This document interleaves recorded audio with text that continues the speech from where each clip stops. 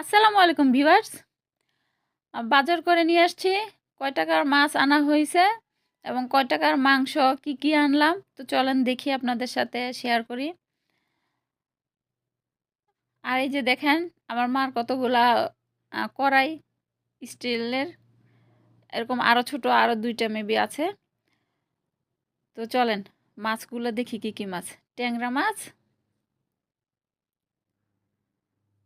এখানে আছে ট্যাংরা মাছ। মাছগুলো কিন্তু জেতাস তরতাজা একদমই। আর এখানে টাকি মাছ। আসলে এরকম মাছ কিন্তু পাওয়া খুবই রেয়ার, পাওয়া যায় তবে অনেক কম আর কি। আর এখানে আছে মাংস।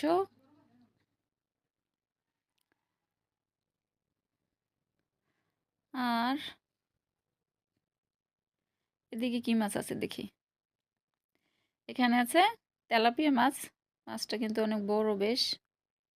তেলাপিয়াই তো, তেলাপিয়া এবং কার্পু সম্ভব,